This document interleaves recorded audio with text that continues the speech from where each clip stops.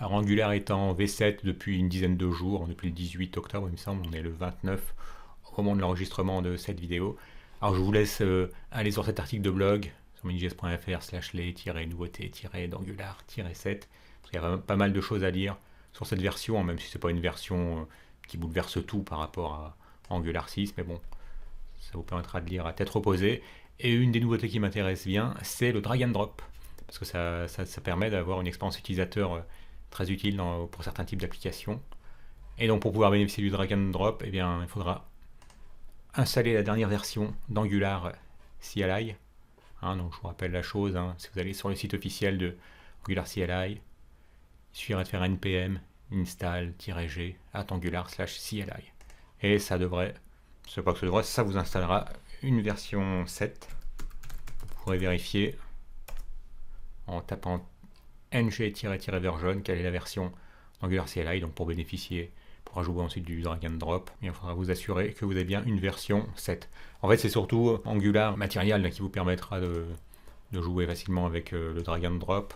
Mais bon, maintenant qu'Angular a réussi à mettre d'aplomb, on peut dire, raccord toutes ces versions aussi bien pour la CLI que pour Angular Material, autant tout être intégralement en V7.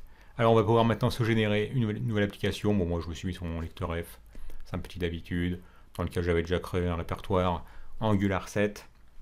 Et à partir de là, comme toujours avec Angular CLI, il suffit de générer un nouveau projet qu'on va appeler, alors on le génère à l'aide de ngnew, et on va l'appeler Hello Drag Drop, allez, tout simplement.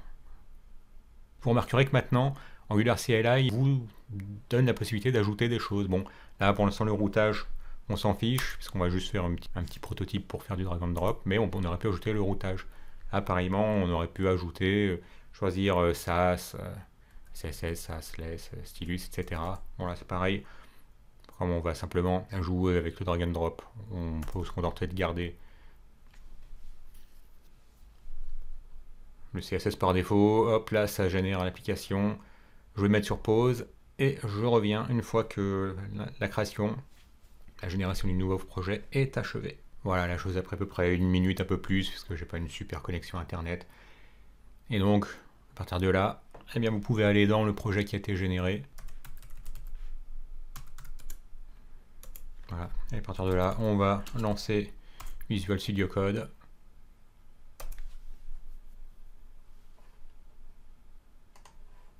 Et tout de suite, aller vérifier que on est bien en Angular V7.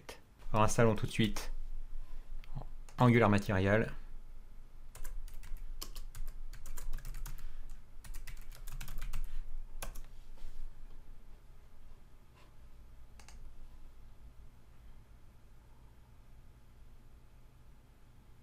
Voilà, la chose a pris encore plus de temps finalement que la génération du projet en lui-même. Ça a bien pris 2 minutes chez moi. Et voilà, on se retrouve bien avec l'installation d'Angular Material également en version 7, 7.0.2. Jusqu'ici, tout va bien. On va dans le fichier src. Et à partir de là, on se prépare déjà à importer les choses en pp.module.ts, tout simplement parce que avec Angular Material, tout commence par l'installation d'un module. Si vous vous souvenez, en tout cas si vous découvrez la chose, vous avez la mécanique très bien détaillée dans la doc, qui est toujours aussi bien faite. Donc là, je vous invite à relever l'adresse, l'URL de la documentation relative au drag and drop. Et donc vous pourrez voir, voilà, qu'il est facile de prendre un élément, de pouvoir le déplacer. Ce qui nous intéressera bien, c'est ce genre de choses, un peu pouvoir réordonner.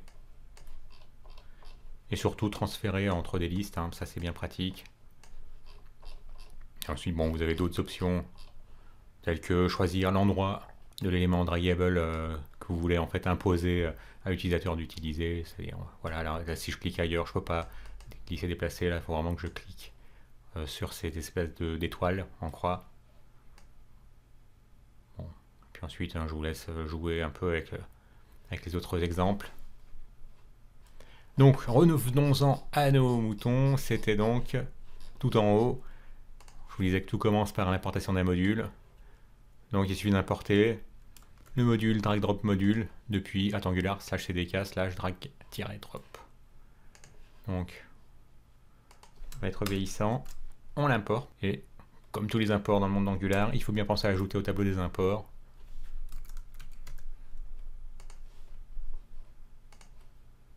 Alors lui, il n'est pas content parce que Angular CDK drag drop est introuvable, parce que j'ai oublié d'installer en même temps qu'Angular Material Angular CDK.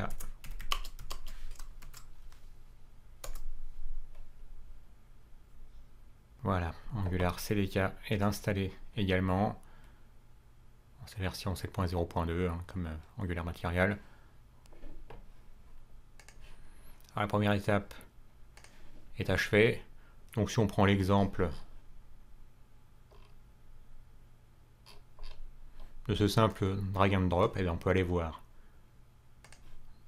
Et on voit que finalement, ça se résume tout simplement à rajouter cette directive CDK drag à un élément existant.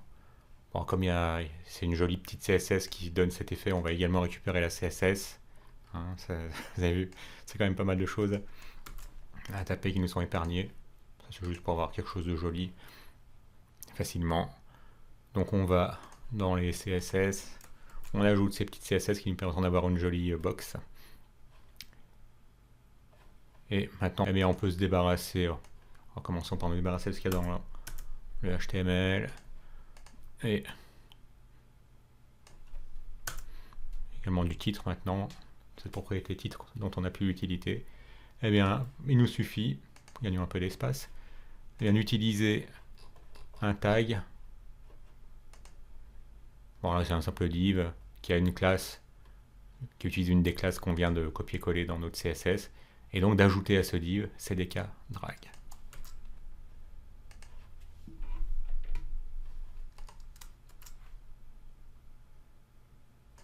Donc là on sur notre petite application à l'aide d'un habituel ngserve. npm start ferait tout à fait l'affaire.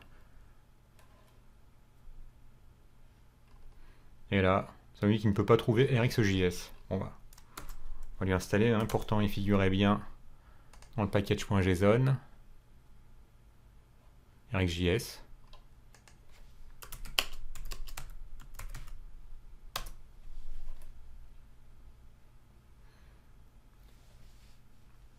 Dites-moi en commentaire si vous avez également eu besoin de réinstaller RxJS, ça me le fait de temps en temps.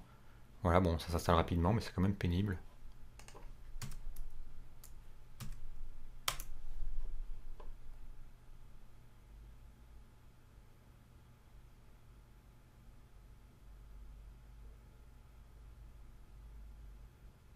Et cette fois-ci, c'est ce polyfill qui ne trouve pas. Bon, on va lui installer également.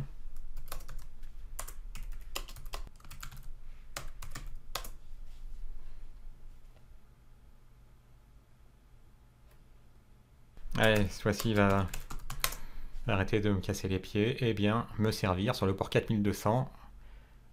Notre petite application. Roulement de tambour. Oui, enfin. Et voilà, maintenant, je joue quand même la console, pour être sûr qu'il n'y ait pas un message d'erreur. Pas de message d'erreur. Et donc, vous voyez, maintenant on peut glisser, déplacer ce composant.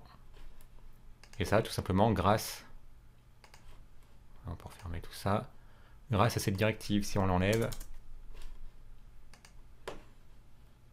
alors là, on se retrouve de nouveau sur quelque chose qu'on ne peut pas glisser, déplacer.